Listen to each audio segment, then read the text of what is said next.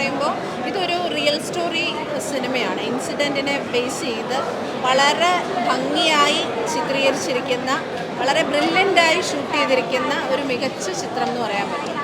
അപ്പോൾ ഇത്രയും ഒരു ഹാർഡായിട്ടുള്ള ഒരു സബ്ജക്റ്റ് സിനിമയിലോട്ട് വരുമ്പോൾ നമ്മളെ എത്രമാത്രം എൻഗേജ് ചെയ്യിപ്പിക്കുന്നുള്ളൊരു ക്വസ്റ്റ്യൻ എൻ്റെ മനസ്സിലുണ്ടായിരുന്നു. പക്ഷെ വളരെ രസകരമായിട്ട് അതിൻ്റെ ഫ്ലോയിൽ രതീഷ് ആ ചിത്രം കൊണ്ടുപോയി എന്നുള്ളതാണ്. പ്രത്യേകിച്ച് ആ റബ്ബർ മരങ്ങൾക്കിടയിലൂടെയൊക്കെ പോകുന്ന ആ ക്യാമറ ബ്യൂട്ടിഫുൾ എന്ന് പറയാം. പിന്നെ മേക്കപ്പ് ആയാലും മേക്ക് ഓവർ വന്നത് ചേട്ടൻ്റെ ആ ബ്ലാക്ക് ആൻഡ് വൈറ്റ് രീതിയിലുള്ള അതെല്ലാം ഭയങ്കര രസമായിട്ടുണ്ട്. ശരിക്കും പറഞ്ഞാൽ ദിലീപേട്ടനൊരു ഒരു മാസ് ആക്ഷൻ ഹീറോ. അപ്പോൾ ഇനി നമ്മൾ ഇങ്ങനെയുള്ള പടങ്ങളായിരിക്കണം ചിലപ്പോൾ ദിലീപേട്ടനെ കാണേണ്ടത്. മേ ബി വെറൈറ്റി ആഗ്രഹിക്കുന്ന ഒരു നടനായതുകൊണ്ട് തന്നെ ആയിരിക്കാം. ഏതായാലും ഗംഭീരമായിരുന്നു. എനിക്ക് സിനിമ വളരെ ഇഷ്ടപ്പെട്ടു. ഇത്തരം സിനിമകൾ വരട്ടെ. റിയൽ സ്റ്റോറി ഇൻസിഡൻസ് എല്ലാം സിനിമകളെല്ലാവരും ജനങ്ങൾ ആക്സെപ്റ്റ് ചെയ്യുന്ന ഒരു കാലഘട്ടമാണ്. ഗംഭീരമായി വിജയിക്കുന്ന ഒരു കാലഘട്ടം കൂടിയാണ്. ദിലീപേട്ടൻ മാത്രമല്ല, ആ ഇൻസിഡൻറ്റേ നമ്മളെ ഇമോഷണലി അറ്റാക്ക് ചെയ്തു. ഇങ്ങനെയൊക്കെയുള്ളൊരു സംഭവങ്ങൾ റിയലായിട്ട് നടന്നതല്ലേ. അപ്പോൾ അത് ഒബ്വിയസ്ലി കരയിപ്പിക്കുകയല്ല, മനസ്സിൽ ഇങ്ങനെ വല്ലാത്തൊരു നീറ്റിലുണ്ടാക്കി. തിയേറ്റർ എക്സ്പീരിയൻസ് തന്നെ. അതിൻ്റെ ക്യാമറ വർക്കൊക്കെ എന്ത് രസകരമാണ്. അത് മാത്രമല്ല അതിലെ ആക്ഷൻ, സംഘടനം, നമ്മുടെ സ്റ്റണ്ട് സൂപ്പറായിട്ടുണ്ട്. Thank you. ഗംഭീര പടമാണ്, അടിപൊളി പെർഫോമൻസാണ്.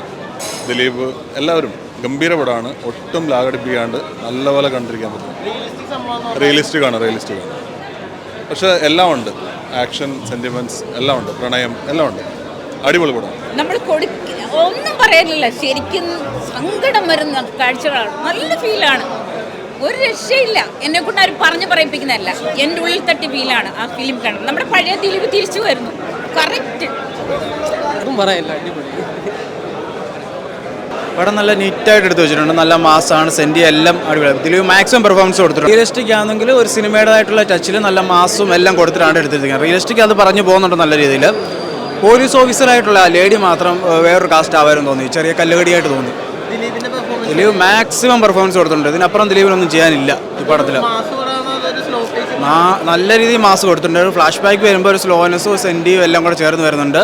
സെൻറ്റിമെൻറ്റ്സ് വർക്കൗട്ട് ആയിട്ടുണ്ട്, മാസ് വർക്കൗട്ട് ആയിട്ടുണ്ട്. കുറച്ച് ലെങ്ത് കൂടുതലുണ്ടോ എന്ന് മാത്രം ഒരു സംശയമുണ്ട്. ദിലീപേട്ടൻ ചിത്രം തങ്കമണി കണ്ടു. വ്യത്യസ്തം എന്ന് പറഞ്ഞ മേക്കിംഗ് ആണ്. നമ്മൾ ബാന്തയിൽ വന്ന പോരായ്മകൾ ഈ സിനിമ തീർത്തിട്ടുണ്ട്. ഫൈറ്റ് എന്ന് പറഞ്ഞാൽ ഗംഭീര ഫൈറ്റാണ്. ഒരു ഇടിമിന്നൽ ഫൈറ്റ് എന്ന് തന്നെ പറയാം.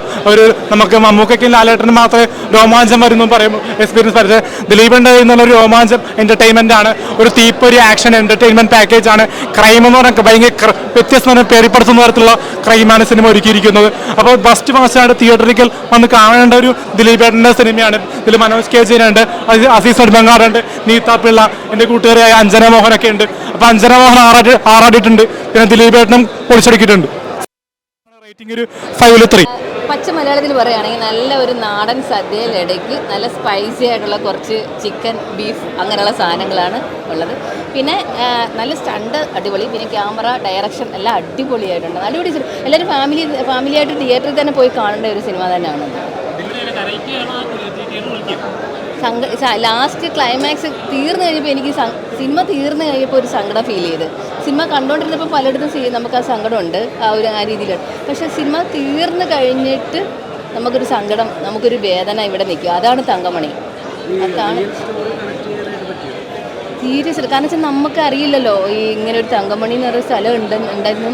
അത് ഈ ദിലീപേട്ടൻ ഫാൻസ് അസോസിയേഷനിൽ അവരെല്ലാം ലേഡീസ്, വുമൺസ് ഫാൻസ് അസോസിയേഷൻ അവർ പോയി അത് വിസിറ്റ് ചെയ്തിട്ടുണ്ടായിരുന്നു. അപ്പോഴാണ് ഇങ്ങനൊരു സ്ഥലം ഉണ്ടെന്നും ആ ഒരു ബോർഡൊക്കെ അവരുടെ ഇത് പോസ്റ്റർ കൊടുത്തിട്ടുണ്ടായിരുന്നു ഫേസ്ബുക്കിലും ഇൻസ്റ്റാഗ്രാമിലും.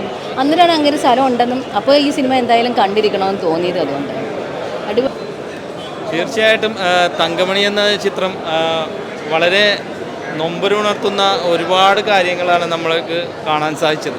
ഇനിയൊരു തങ്കമണി ആവർത്തിക്കരുതെന്നാണ് ആദ്യം തന്നെ എനിക്ക് പ്രാർത്ഥിക്കാനുള്ളത്.